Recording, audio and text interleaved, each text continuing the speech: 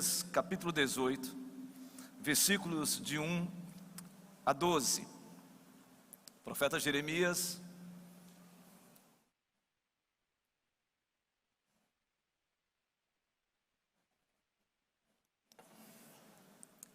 capítulo 18, de 1 a 12. Quem abriu, diga amém. Diz assim a palavra do Senhor. Palavra do Senhor que veio a Jeremias dizendo: dispõe-te e desce à casa do oleiro, e lá ouvirás as minhas palavras. Desci à casa do oleiro, e eis que ele estava entregue à sua obra sobre as rodas. Como o vaso que o oleiro fazia de barro se lhe estragou na mão, tornou a fazer dele um outro vaso, segundo bem lhe parecia. Então veio a minha palavra do Senhor: não poderei eu fazer de vós como fez este oleiro, ó casa de Israel? Diz o Senhor: eis que com o barro na mão do oleiro, assim sois vós na minha mão, ó casa de Israel. No momento em que eu falar acerca de uma nação ou de um reino para o arrancar, derribar e destruir, se a tal nação se converter da maldade contra a qual eu falei, também eu me arrependerei do mal que pensava fazer-lhe. E no momento em que eu falar acerca de uma nação ou de um reino para o edificar e plantar, se ele fizer o que é mal perante mim e não der ouvidos à minha voz, então me arrependerei do bem que houvera dito lhe faria. Ora, pois, fala agora aos homens de Judá e aos moradores de Jerusalém, dizendo: assim diz o Senhor: eis que estou forjando mal e formo um plano contra vós outros. Convertei-vos, pois, agora, cada um do seu mal proceder, e emendai os vossos caminhos e as vossas ações. Mas eles dizem: não há esperança, porque andaremos consoante os nossos projetos, e cada um fará segundo a dureza do seu coração. Vamos orar, queridos? Deus, muito obrigado por tudo que já aconteceu aqui. Obrigado porque não há dúvida da sua presença neste lugar. Sua palavra diz: onde houver 2 ou 3 reunidos em seu nome, o Senhor está no nosso meio. Porque nós estamos aqui reunidos em nome de Jesus. Estamos aqui para adorá-lo. Estamos aqui para exaltá-lo. Estamos aqui para reconhecer a nossa pequenez e quão necessitados somos da sua graça, maravilhosa graça. Ó Deus, continue soprando o seu Espírito Santo sobre nós. Continue, ó Deus, iluminando as nossas mentes para que entendamos o teu propósito, a tua vontade sobre nossas vidas. Por isso, abrasa o nosso coração e fala conosco, no nome santo de Jesus. No nome santo de Jesus. Amém. Nós estamos na estação do crescimento, e Deus moveu o coração desse colegiado pastoral para que em todas as nossas igrejas, a sede, no culto pela manhã aqui, no culto pela manhã na central, no culto à noite e em todas as nossas congregações, seja da capital, seja do interior, que nós estaríamos falando sobre a palavra de Deus. E nessa noite nós estamos sendo desafiados a falar sobre a palavra transformadora. Palavra de Deus. E quando falamos sobre palavra transformadora, se tem um profeta que fala com propriedade a respeito disso, é o profeta Jeremias. A palavra Jeremias significa: o Senhor me designou, o Senhor me chamou para exaltá-lo. E Deus então chama este homem, onde toda a sua intensidade, toda a sua propriedade profética, todo o seu potencial no anúncio das verdades proféticas de Deus ao povo de Judá, este homem fez com sangue, suor e verdadeiramente lágrimas. Esse profeta é chamado e escolhido para proclamar, para anunciar, no ano 625, as verdades de Deus para o povo de Israel, especificamente a nação de Judá. E eu gostaria que você observasse o chamado deste homem, o chamado deste profeta, que está no capítulo 1, versículo 6 de Jeremias. Observe o texto sagrado, por favor. Vamos para o capítulo 1, versículo 6, 7 e 8. Podemos até aproveitar para lermos o versículo 4 também. Diz assim, Jeremias capítulo 1, no versículo 4 em diante: a mim me veio, pois, a palavra do Senhor, dizendo: antes que eu te formasse no ventre materno, eu te conheci, e antes que saísses da madre, te consagrei, e te constituí profeta às nações. Então lhe disse eu: ah, Senhor Deus, eis que não sei falar, porque não passo de uma criança. Mas o Senhor me disse: não digas, não passo de uma criança, porque a todos a quem eu te enviar, irás, e tudo quanto eu te mandar, falarás. Não temas diante deles, porque eu sou contigo para te livrar, diz o Senhor. É Deus chamando. Pós a contundência do reinado de Josias, Deus chama esse profeta. E quando Deus chama Jeremias, ele se sente alguém incapaz. Alguém capaz de falar para uma nação que estava na dura cerviz, uma nação que estava com o coração empedernido, uma nação que estava com o coração distante de Deus, vivendo sob o espectro da idolatria e da apostasia. E Deus então chama este homem, convoca este homem. E a resposta de Jeremias é: Senhor, eu não tenho condições, eu não sei falar, eu não tenho esta autoridade. E o Senhor então diz: olha, eu te conheci antes de tu, Jeremias, ter sido formado. Eu te teci antes de tudo, eu te forjei antes de tudo, para que você fosse um instrumento em minhas mãos. Você não tem que temer o que você vai falar, porque tudo que eu te disser, tu falarás. Irmãos, esse chamado aqui é o chamado mais calvinista que eu posso olhar em toda a Bíblia, quando a gente fala de profeta.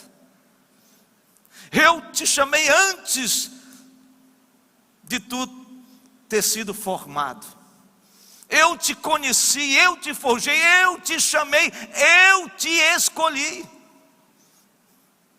Então este profeta, ele é convocado ao anúncio de uma palavra transformadora. Mas quero lhe chamar a atenção de que esse profeta, ele anunciou de maneira peremptória, incisiva, terminante, exaustiva, o anúncio para arrependimento da nação de Judá. Este profeta, se você for ler todos os capítulos, você vai perceber que é o maior texto profético, no sentido de anunciar, de proferir mensagem à nação de Judá, dizendo: vocês precisam se converterem, é necessário que haja conversão, é necessário que vocês voltem para o Senhor, é necessário que haja arrependimento, é necessário que vocês se voltem para o Senhor e para a lei do Senhor. E diz a palavra de Deus que esse povo continuou resistente à mensagem de Jeremias. Jeremias é conhecido como profeta chorão, porque Jeremias foi a exaustão, ao choro, a lágrima por uma nação. Eu quero que você observe isso no capítulo 13, por favor. No capítulo 13, quero mencionar, no capítulo 13, versículo 15, o sentimento desse profeta em relação à nação de Judá. Jeremias 13:15 diz: ouvi e atentai, não vos ensoberbeçais, porque o Senhor falou. Dai glória ao Senhor. Ele está falando isso para a nação de Judá, vosso Deus, antes que Ele faça vir as trevas, e antes que tropecem vossos pés nos montes tenebrosos, antes que, esperando vós luz, Ele a mude em sombra de morte, e a reduza à escuridão. Mas se isto não ouvirdes, a minha alma chorará em segredo por causa da vossa soberba. Chorarão os meus olhos amargamente, se desfarão em lágrimas, porquanto o rebanho do Senhor foi levado cativo. Diz ao rei e à rainha mãe: humilhai-vos, assentai-vos no chão, porque caiu da vossa cabeça a coroa da vossa glória.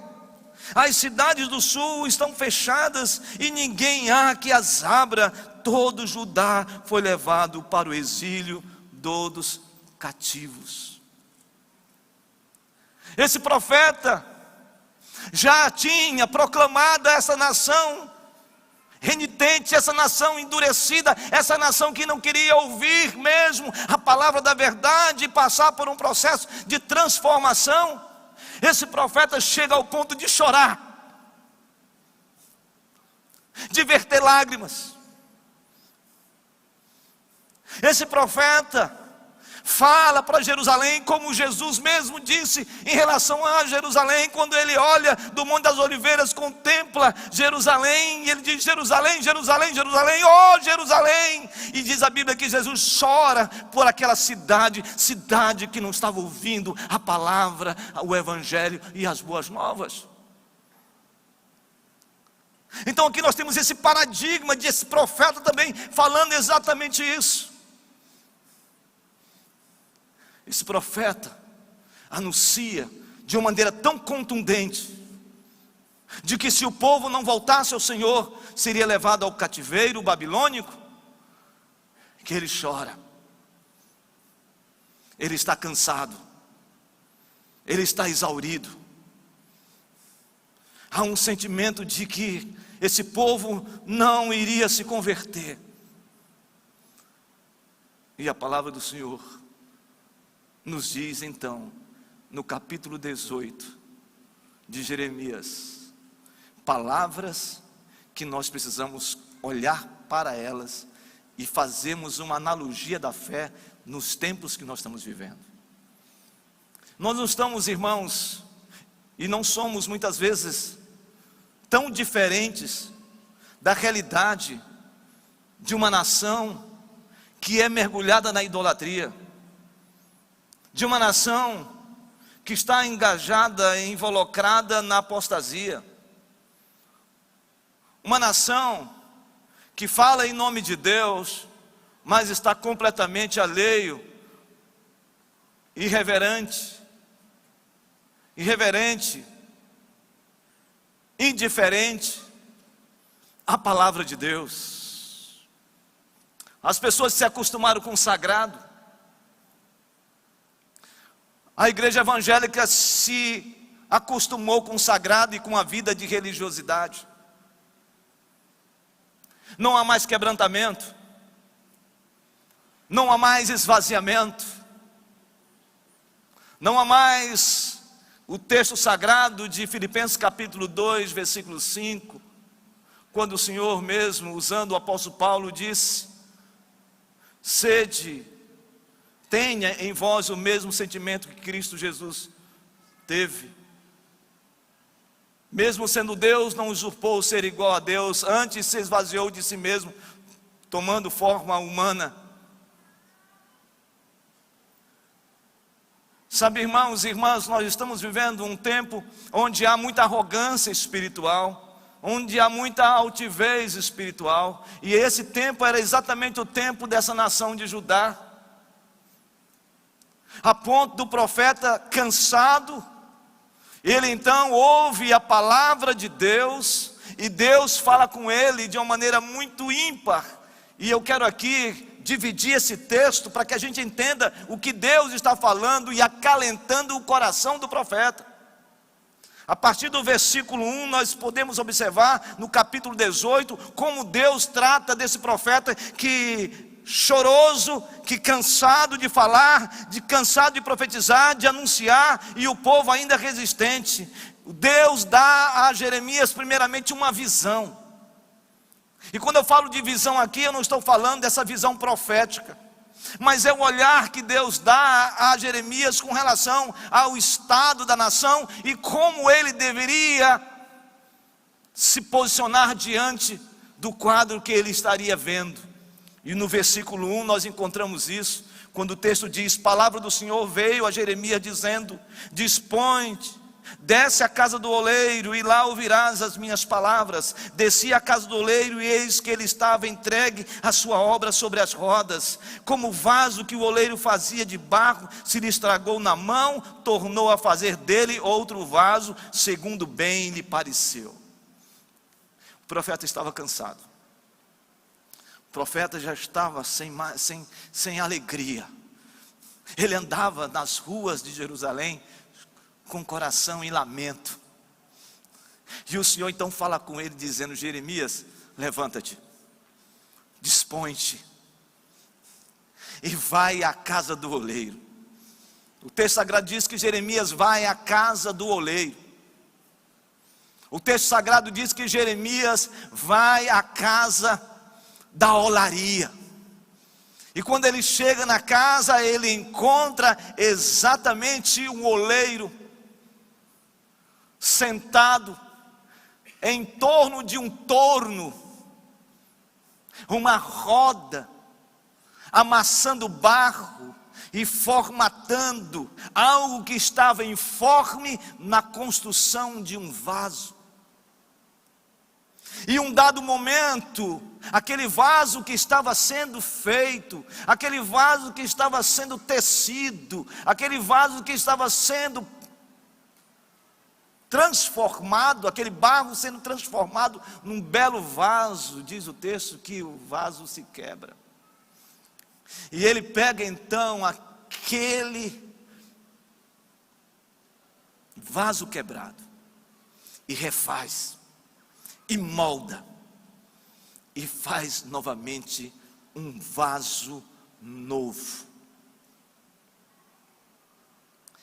Esta é a visão do profeta, olhando para aquela realidade.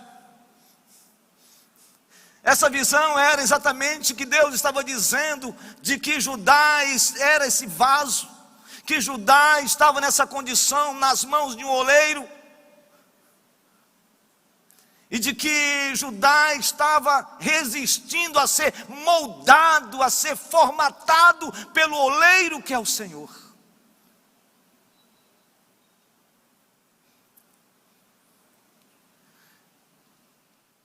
Esta é a visão do profeta. Mas aqui nós temos algo que me chama a atenção, a partir do versículo 5, que é a transformação e a aplicação dessa mensagem. Diz a palavra de Deus no versículo 5: então veio a mim a palavra do Senhor: não poderei eu fazer de vós como fez este oleiro, ó casa de Israel? Diz o Senhor: eis que como barro na mão do oleiro, assim sois vós na minha mão, ó casa de Israel.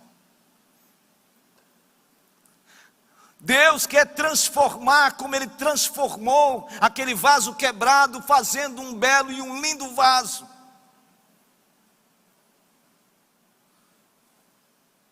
Ele desejava fazer isso com Judá. E na verdade, irmãos, essa palavra é para a gente hoje, porque a Bíblia mesmo nos chama de vasos. Quando a gente vê Romanos capítulo 9, versículo 21, nós encontramos lá dizendo que o Senhor nos chamou para sermos vasos de honra ou de desonra. 2 Timóteo capítulo 2, nós encontramos também a mesma expressão, que Deus nos olha e nos vê como um tecido, como um vaso puro, purificado. E o texto do original diz claramente: limpo completamente. Um vaso de honra. Meus irmãos e minhas irmãs, que vaso nós temos sido? Eu gosto muito da experiência daquela viúva que morreu o seu profeta. E ela então clama ao profeta, dizendo que ela não tinha mais o que fazer, porque ela não tinha mais o que comer, porque o referencial de provisão tinha falecido, que era o seu marido. E aquela mulher, num desespero grandioso, o profeta olha para aquela mulher e diz: o que você tem? Ela disse: eu tenho apenas uma botija de azeite. Então ele diz: traz todas as tuas botijas, as tuas vasilhas. E ela traz então as vasilhas. Ele diz: é pouco, peça vasilhas também dos seus vizinhos. E ela traz várias vasilhas. E diz a Bíblia que quando o profeta diz: jorra agora este azeite nessas vasilhas, ela começa a jorrar. E cada vez mais que ela jorrava azeite, mais azeite era derramado sobre as outras vasilhas, os outros cântaros, não somente da sua casa, mas dos seus vizinhos. Por quê? Porque o azeite transbordava. Sabe, irmãos e irmãs, vaso de honra tem os seus vasos, tem os seus cântaros cheios do azeite de Deus, cheio da presença de Deus, cheio do Espírito Santo de Deus. Nós precisamos encher os nossos vasos, nossos cântaros com a presença de Deus, com o Espírito Santo de Deus. Não há, irmãos e irmãs, experiência com Deus sem ser precedido de um derramar, de um quebrantamento, de uma submissão, de um esvaziamento dos nossos cântaros, que muitas vezes estão cheios de altivez, de orgulho espiritual, muitas vezes estão cheios de inveja, estão cheios de maledicência, estão cheios de coisas terríveis, carnais, que muitas vezes nos impedem de experimentar o melhor de Deus, a presença de Deus, o azeite de Deus genuíno na nossa vida. A pergunta é: você tem se permitido ser moldado por este oleiro? Você tem se permitido ser transformado por este oleiro? Sabe de uma coisa? Esse vaso foi quebrado, mas quem estava no controle desse vaso era o oleiro, é o Senhor. Aqui nós temos a soberania de Deus, o poder de Deus, a glória de Deus, a majestade de Deus. Deus é que controla, Deus é que dirige, Deus é que conduz. Meu irmão, minha irmã, se permita ser novamente refeito, que você comece novamente a ter uma nova caminhada com Deus, cheia da presença de Deus, cheia do Espírito Santo, e que dentro dos seus cântaros, no seu vaso, tenha a presença de Deus, em nome de Jesus.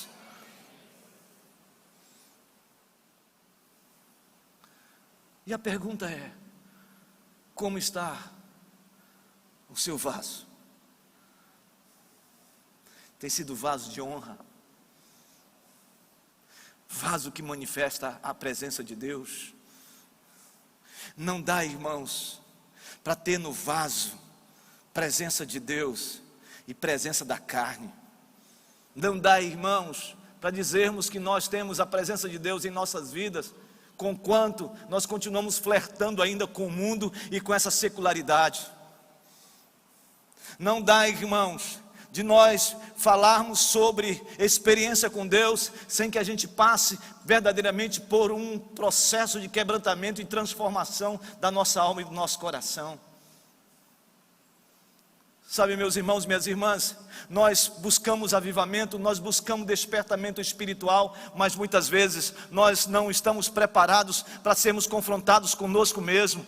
E de tal maneira, onde Deus confronta a gente com os nossos pecados, com os nossos dilemas, com as nossas situações mais adversas. Qual é, irmãos? Nós temos sido de fato vaso de honra ou vaso de desonra?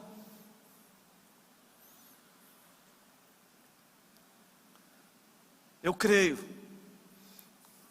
que a nossa nação precisa experimentar isso.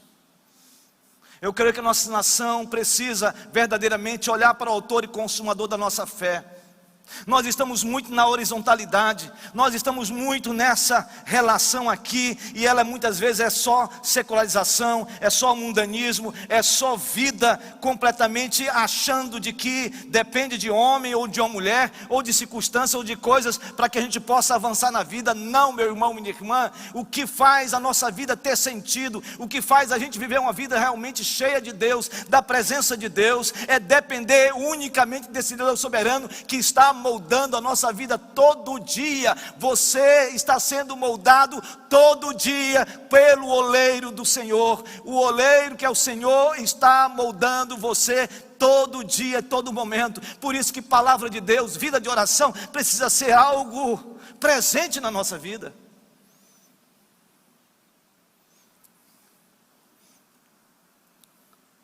Eu creio que é necessário vivermos uma vida de transformação. Nós temos enchido os nossos vasos com o azeite de Deus, com o Espírito Santo.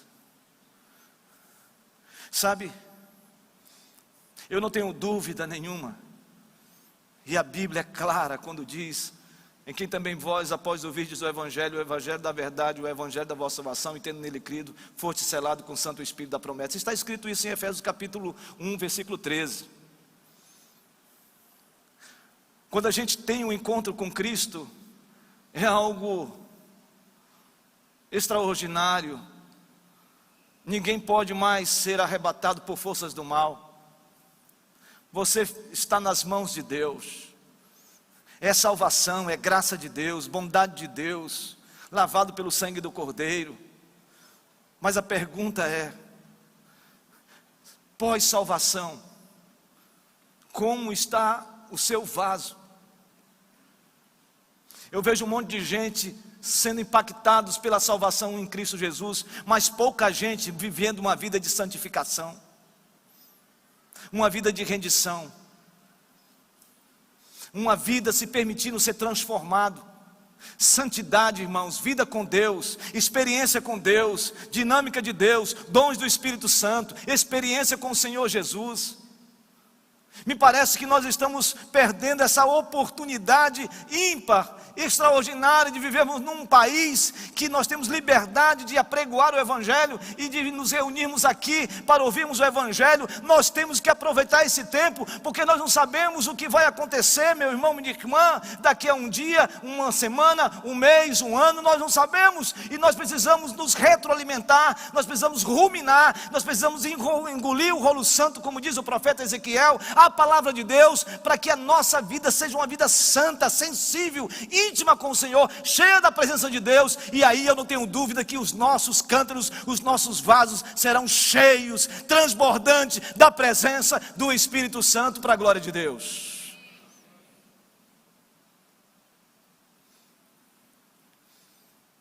Mas esse texto, além de nós observarmos a visão do profeta e a transformação que o oleiro, o nosso Deus, faz num vaso, nós temos aqui também a conversão, uma palavra de conversão.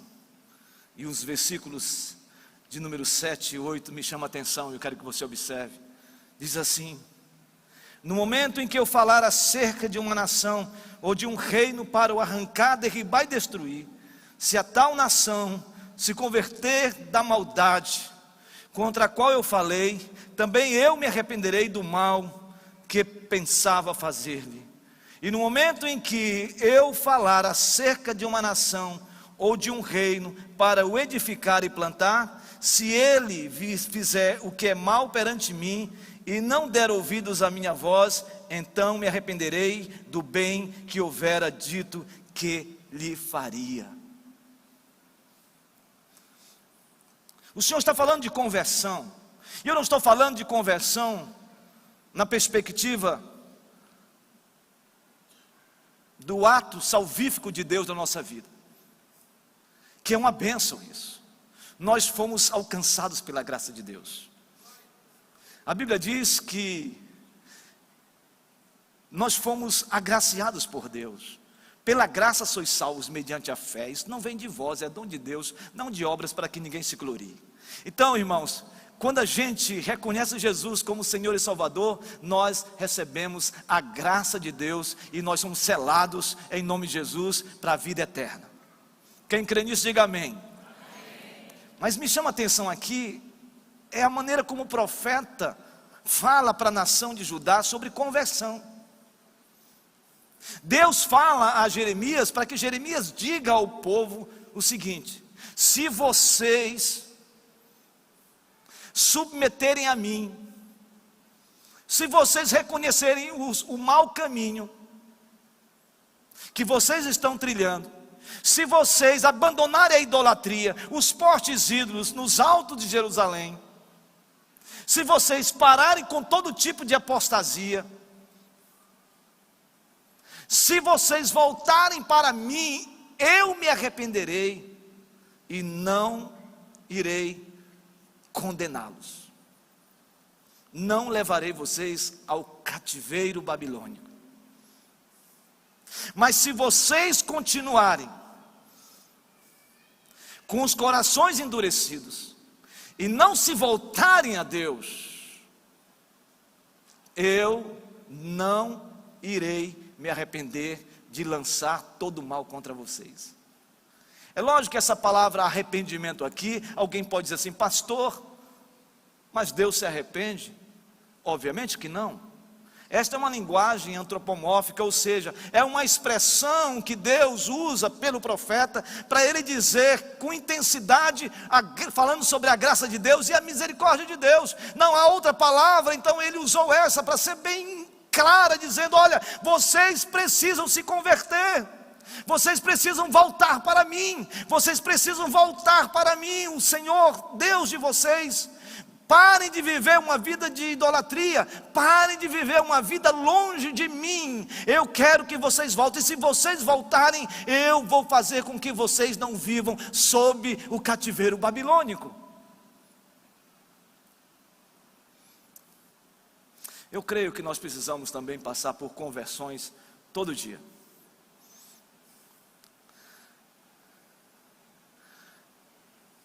Aonde está o seu coração? Onde está o coração? A nossa nação, irmãos e irmãs, é uma nação que está completamente distante de Deus. Nunca se falou tanto em idolatria, não no sentido apenas de adoração a imagens, mas a própria adoração ao próprio homem. Nunca se falou em personalismo como tem se falado nos dias de hoje. Nunca se apregou o culto ao corpo como tem se falado, como tem se apregoado nos dias de hoje. Muitas vezes o nosso olhar, o nosso foco está em uma espécie de alguém que vai gerar libertação no meio do povo. Muitas vezes temos lançado a nossa confiança em homens e em mulheres. Deixa eu lhe dizer algo importante. Todas as vezes que nós colocamos a nossa confiança nos homens e nas mulheres, no sentido de ser humano, quando nós colocamos a nossa confiança nas coisas ou nas possibilidades que elas acontecem, sabe o que vai acontecer? Na verdade, nós perdemos o foco na adoração a um Deus que é soberano, que é Senhor e que está no trono e que reina. Está num tempo, em nome de Jesus, da igreja do Senhor Jesus se converter verdadeiramente ao Senhor Jesus, olhar para Jesus, respirar Jesus, andar com Jesus, experimentar Jesus e ter Jesus como sendo o único Senhor, aquele que está no trono, reinando soberanamente para a glória de Deus. Somente a Ele, quando nós olhamos para Ele, nós nos convertemos a Ele e reconhecemos que só Ele tem todo o poder, toda a honra, toda a glória e toda a majestade. A igreja começa a experimentar um verdadeiro avivamento para a glória de Deus. Então é o momento de nós nos convertermos, de nós nos quebrantarmos. de nós nos permitirmos como vasos sermos moldados, transformados de glória em glória para a glória de Deus. Eu convido você, meu irmão, a abrir mão dos seus pressupostos, abrirmos mão das nossas próprias vontades, abrimos mão dos nossos próprios egos, abrimos mão dos nossos próprios desejos e falamos: Senhor, eu estou aqui para a Tua glória, eu quero que o Senhor seja honrado, eu quero que o Senhor seja glorificado, que a minha casa seja uma casa de adoração ao Teu nome, que a minha vida seja uma vida para a glória do Teu nome, que a minha família seja totalmente uma família voltada para Ti. Eu não preciso olhar para a lateralidade da vida, eu não preciso olhar para A, o B, o C, o D. Senhor, eu quero viver para Ti, eu quero experimentar o melhor do Senhor na minha vida, eu quero passar por uma genuína conversão, uma transformação poderosa que vem do Teu Espírito Santo. Quando isso começa a acontecer na nossa vida, nós começamos a ter sensibilidade, discernimento espiritual, e nós começamos então a reconhecer que precisamos nos converter todo dia. Todo dia. E quando isso acontece, não há espaço para as obras da carne. Eu sei, irmãos, que há uma luta tremenda na nossa vida. O próprio apóstolo Paulo diz isso em Gálatas capítulo 5, versículo 16: digo, porém, andai no Espírito e jamais satisfareis o desejo da carne, porque a carne milita contra o Espírito e o Espírito contra a carne, e elas são opostas entre si. Nós sabemos disso, meus irmãos e minhas irmãs. Nós sabemos que há uma guerra interna dentro de nós, da velha natureza com a nova natureza. Nós sabemos que a gente vive dessa tensão o tempo todo, mas é necessário nós começarmos a experimentar uma conversão genuína no nosso caráter, na nossa vida, na nossa caminhada, para que tenhamos um coração íntegro, e portanto isso nos leva a um outro nível de santidade, de experiência com Deus, de submissão a Deus, e de reconhecer em nome de Jesus que nós precisamos voltarmos para o Senhor, porque se nós não voltarmos para o Senhor Deus vai tirar a mão sobre nós, e se Ele tirar a mão sobre nós, ai de nós.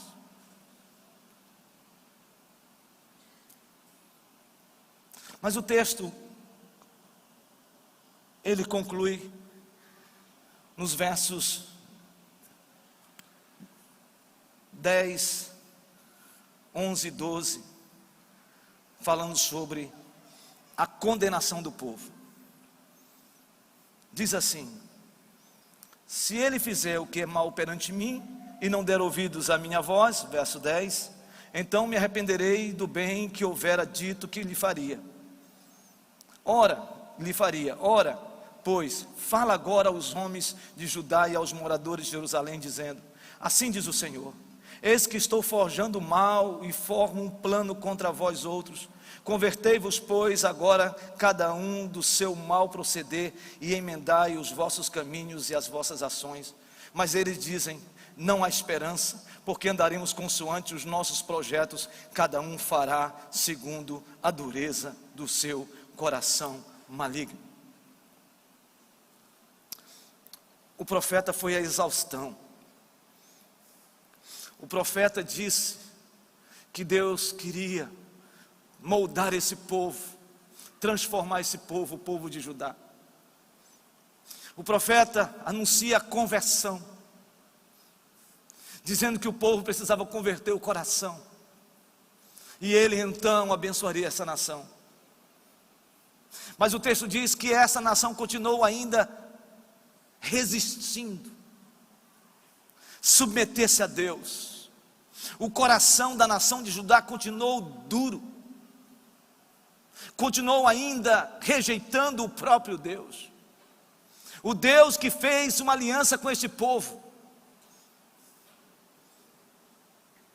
E então o Senhor lança uma condenação sobre Judá, uma condenação terrível no ano 586 antes de Cristo.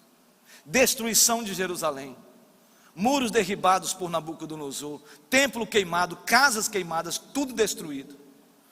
O profeta, durante 40 anos de profetismo, ele anuncia, ele proclama, ele fala sobre isso, dizendo: volta para o Senhor. E o resultado final dessa insubmissão, dessa rebeldia, dessa rebelião contra Deus, foi o juízo sobre Judá e Jerusalém. Irmãos queridos, nós estamos aqui ainda como igreja do Senhor Jesus, como povo de Deus.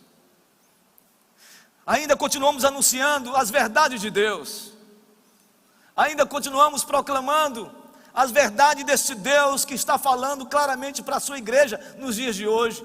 Se Deus falou para Israel, Deus continua falando para o novo Israel de Deus no tempo de hoje, que ainda há tempo, irmãos, de passarmos por uma genuína conversão, que ainda há tempo, irmãos, de viver uma vida de santidade, de que ainda há tempo, irmãos, de voltarmos para Deus, de que ainda há tempo, irmãos, de olharmos para o Senhor e confessarmos nossos pecados. Eu não sei qual é a confissão que você tem que fazer para Deus, mas ainda há tempo, porque a voz profética da igreja não está emudecida. Sabe, irmãos, muitas vezes a gente ouve palavras que apenas insuflam a nossa alma e dão um enlevo espiritual, mas nesse tempo que nós estamos vivendo, ainda é tempo para que a nossa nação se volte para Deus, ainda é tempo da nossa nação voltar-se para o Senhor, ainda há tempo dessa nação voltar-se e reconhecer o Todo-Poderoso, o Criador dos céus e da terra, o Senhor nosso Deus. Ainda há tempo da igreja presbiteriana de Manaus voltar-se para Deus, abrir os seus vasos e, se estiver necessitado de ser quebrado, para fazer de novo, que seja refeito, que seja transformado num lindo vaso, para que o azeite de Deus entre e faça com que essa igreja pulse da presença de Deus e se volte para Deus, não para os homens, não para as circunstâncias, mas para Deus, porque ainda há tempo. É tempo de voltarmos para Deus. Aquele que furta, não furte mais. Aquele que adultera, não adultere mais. Aquele que se prostitui, não se prostitua mais. Aquele que rouba, não roube mais. Aquele que tem a língua ferina, não lance palavras impropérios sobre as outras pessoas. Aqueles que têm um coração invejoso, que têm agora um coração cheio de alegria pelas bênçãos derramadas sobre outrem.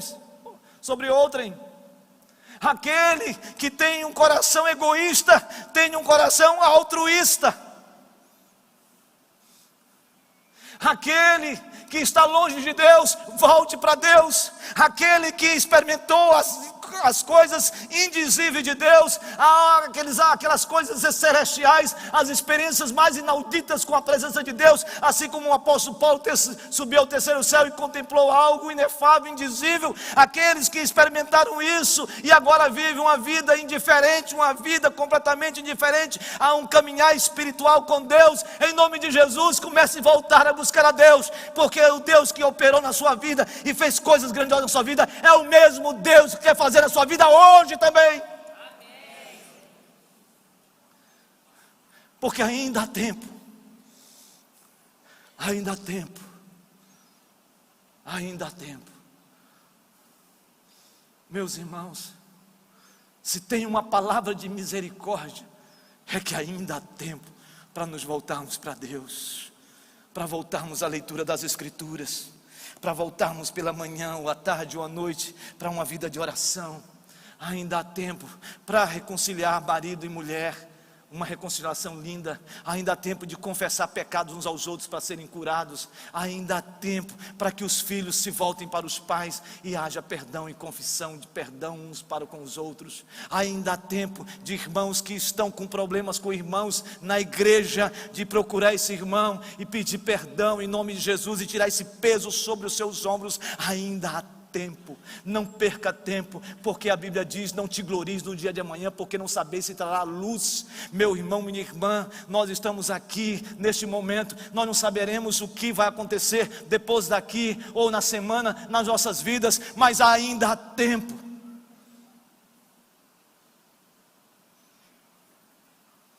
Sábado,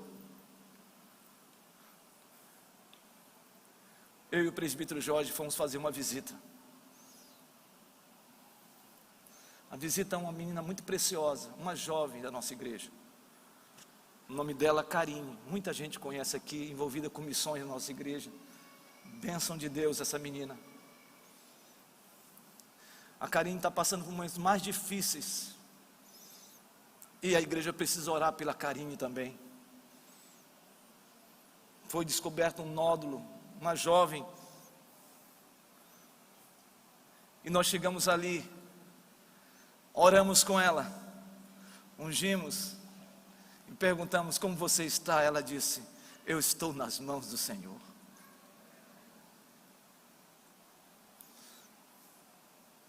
É muito rápido a nossa vida. Hoje estamos aqui com saúde, amanhã nós não sabemos, mas ainda há tempo de reconciliar com Deus. Ainda há tempo para voltar-se para Deus. Ainda há tempo para não entrarmos num cativeiro. Ainda há tempo para você sair do cativeiro que você está involucrado, sair dele em nome de Jesus e não querer mais viver subjugado a esse cativeiro. Ainda há tempo de você renunciar às práticas mais terríveis que você está praticando e dizer: eu não quero mais isso para a minha vida, Senhor. Molda a minha vida, transforma a minha vida. Oleiro, Deus Todo-Poderoso, faz com que o meu vaso seja totalmente feito, refeito. Eu quero ser, Senhor amado, como um vaso nas mãos do oleiro. Quebra minha vida e faz-a de novo. Eu quero ser um vaso novo. Todos juntos? Eu quero ser, Senhor amado, como um vaso nas mãos do oleiro. Fala para Deus isso, fala para Deus. Quebra minha vida e faz-a de novo. Eu quero ser